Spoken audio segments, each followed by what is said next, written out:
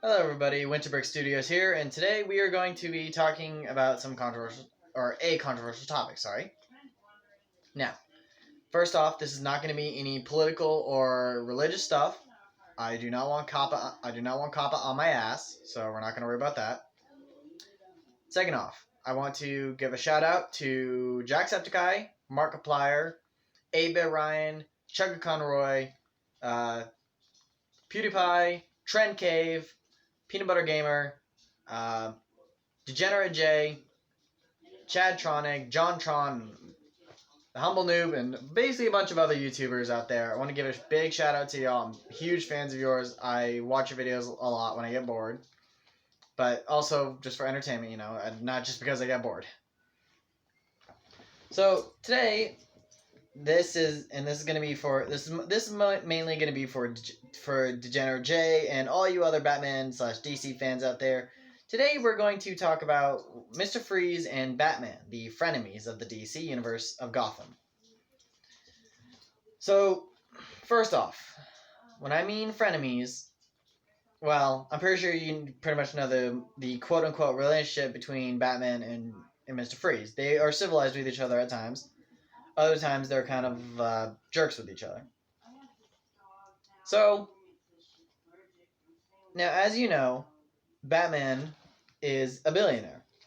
That means, hypothetically, if he pretended that Batman put a bug in his ear about something, then Bruce Wayne can easily do it, right? I mean, seems like he has pretty good influence, even in the games, in the comics. So the topic we're going to be covering today is going to be what is it with Batman's morality when it comes to Mr. Freeze? Now, before anyone says anything, let me just remind you, this is a controversy topic. You're entitled to your own opinion. No opinion is right or wrong. But I find it unusual that Batman does not say to Mr. Freeze, hey, if I talk to Bruce Wayne about supporting you and funding you for your research of Huntington-Carrington's disease for Nora, please give up a life. Please stop doing crime. Now, keep in mind, I'm well aware. Now, think about it. The reason why people treat Mr. Freeze like a criminal is because of the fact that he doesn't necessarily look normal anymore. And when I mean normal, I don't mean as in scales and teeth like Killer Croc. I don't mean shape-shifting abilities like Clayface. And I don't mean pure white milk skin, red smile, and creepy green hair like Joker. I am talking about a man who, while he still looks human, who had unfortunately gotten into an accident that resulted in his metabolism being very low, his skin turning blue, and he cannot survive without his extreme environment cold suit. Now, here's what bothers me. Batman finds out what happens to Freeze, how he became Mr. Freeze. He finds out that everything Mr. Freeze does is to save his dying wife, Nora.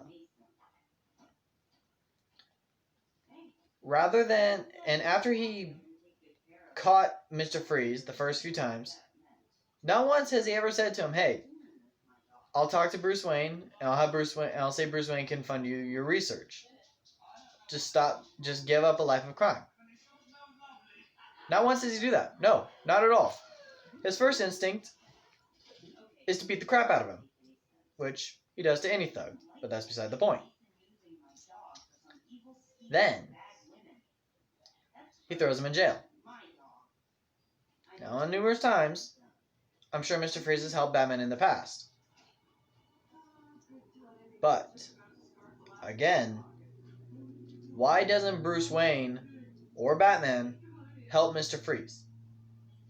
See, this is what really bothers me. Batman believes anyone can be saved. And this even extends to Joker, the clown prince of crime, who is Batman's complete opposite. But Batman doesn't give up on Joker. He believes he can be cured. So, if he believes everyone deserves another chance, then why isn't he helping Mr. Freeze? He's given Mr. Freeze numerous times to give up. And at first, it seems like Mr. Freeze kind of settles down. He seems to go back to doing his research, no problem. But then he reaches a snag, and he ends up going back to crime. So why is it that Mr. Freeze can't simply ask Batman to speak to Bruce Wayne? Why can't Batman just tell him, hey, I'll talk to Bruce Wayne. I'll see if he can give you the money for your research and for your funding. No, he doesn't do that. He just beats him up. What I want to know is why, though. Why does he refuse to help Mr. Freeze the way he can be helped? I mean, yes, I'm well aware Batman and Bruce Wayne need to be two separate people. I understand that. What I do not understand is why Batman feels the need to not actually help Victor. Instead, he just beats the poor man up every time he does something wrong. Mr. Freeze does pay for his crimes more or less because he gets thrown in jail every time. Well, maybe not every time, but you get my point. Mr. Freeze gets thrown in jail anytime Batman stops him. Not once does Batman ever visit and say, if you give up a life of crime, I'll talk to Bruce Wayne. He visits Joker, however. In the Batman vs. Superman movie, he visited Lex Luthor. And Batman Arkham Knight, which, spoilers by the way, in Batman Arkham Knight, you end up visiting the GCPD several times. And you end up even talking to, even talk to Pamela Isley about helping protect Gotham from the Arkham Knight and Scarecrow.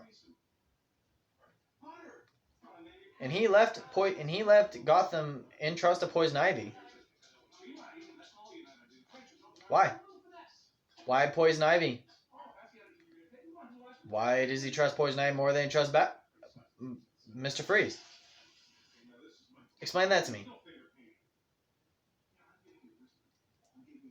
So, I don't know about you guys, but I personally think Batman should be actually trying to help Mr. Freeze more rather than just sitting there beating the crap out of him and deciding he better turn himself, I'm going to keep beating him up. Like, dude, if you're going to keep giving, I understand you want to keep giving chances, but actually help him out. Don't just,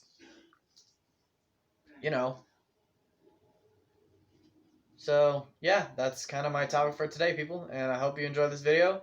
Please remember to like, comment, subscribe, send a shout out, send this video to many of your friends if you see this.